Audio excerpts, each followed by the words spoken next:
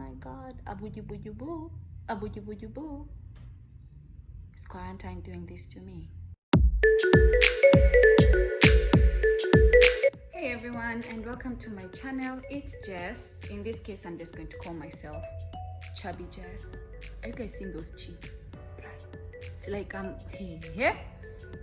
So I'm here pretending to be showing you cheeks. Kumbe naonyesha nywele mpya. Mtajuaje jamani, mtajuaje kwamba nimetengezwa nywele ya 2021 hivyo?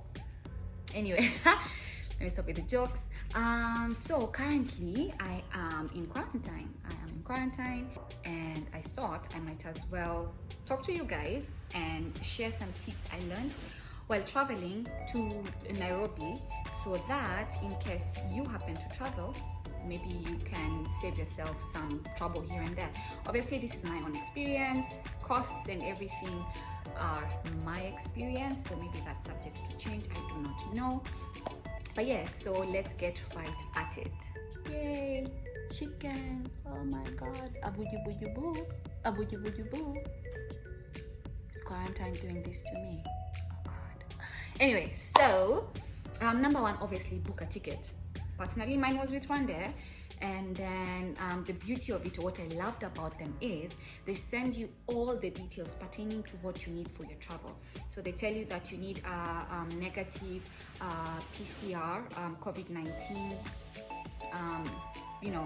results that you need to have taken 48 hours before. So that's number one, that you actually have to keep showing from the moment you're about to like enter, so that I guess they just confirm that everything is fine.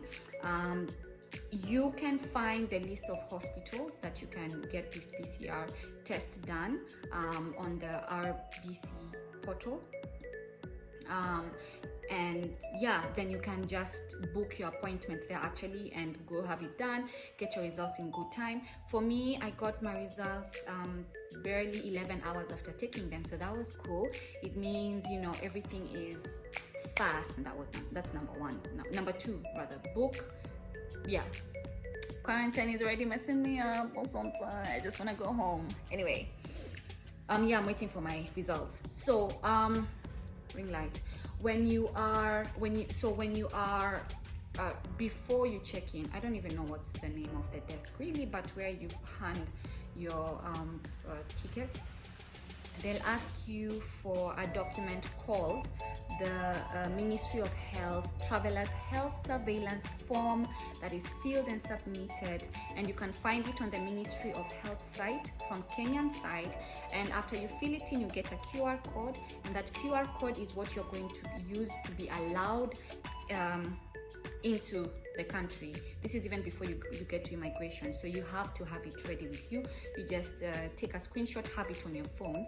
It's very important. So far, at least the documents that you know you must have: the yellow fever card, you must have the negative PCR COVID-19 results, and you must have the Ministry of Health form filled in with a QR code for the Kenyan side. And then you also need to have a locator's form that you need to have filled in, as always. Here, I'm just mixing it up. Anyway, so far that was what I needed when leaving.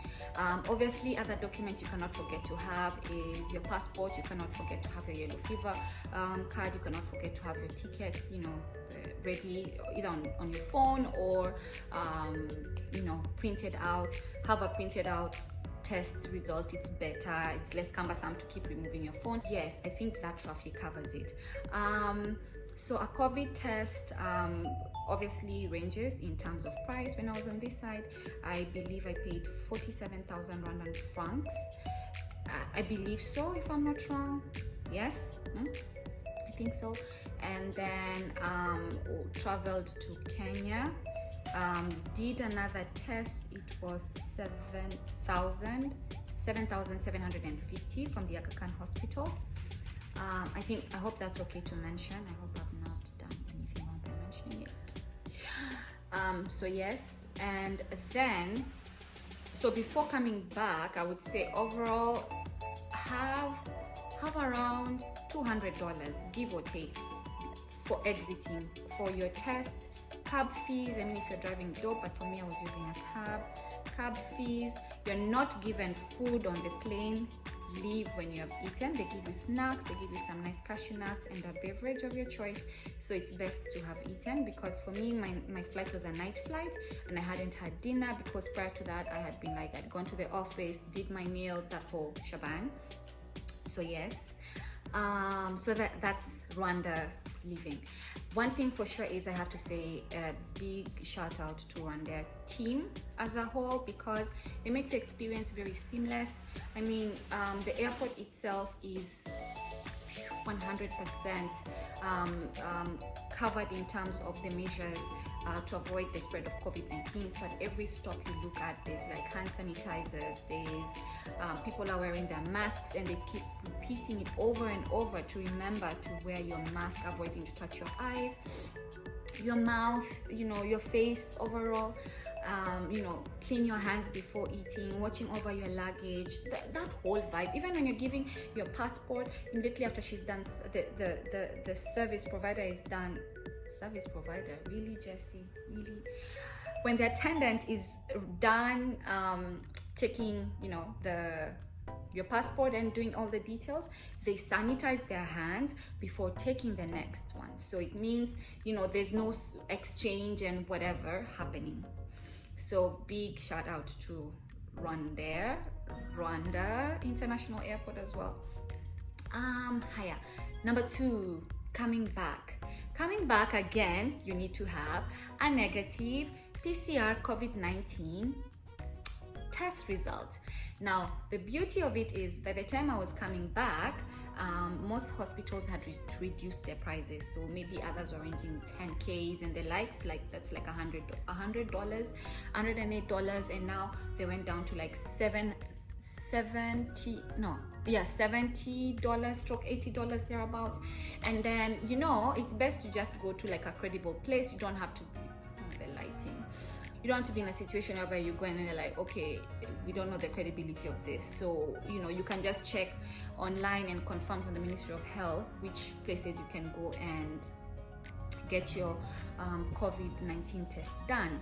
Obviously, you have to fill in the locators form, you have to book for a hotel when you're coming back, and all those details I'm mentioning are actually on the Rwanda email that you got at the beginning. So they give you all the details, like when you're going to this country, this is what you need. So when you're coming to Rwanda, you need those things. You need the negative results, you need the locators form, and now when you're coming in, same thing. JKIA was dope, everything was like just perfect. The terminals have changed. This time we were using Gate A, and now, but it was still seamless. It was very perfectly fine, you know, cleaning your hands. I found duty free to be smaller than usual. That was weird. I'm one of those people, like when before we check in, we like go to every store window shopping, and we look like, you know, prospect clients, like, oh, here I am, how much is this Versace? Oh, $300. Interesting. I'm kidding, Versace is not $300. SO to Team Versace lovers. Anyway, so yes, you know, everything was catered to. They check all your details. They check that you've booked a hotel in Rwanda. They check that you have the negative test. They check that you have the locators form, which you get again very easily. So I would say it's not a tedious process. If you just go through all the details in good time, then you're sorted. 9 minutes in, okay, I'm finishing.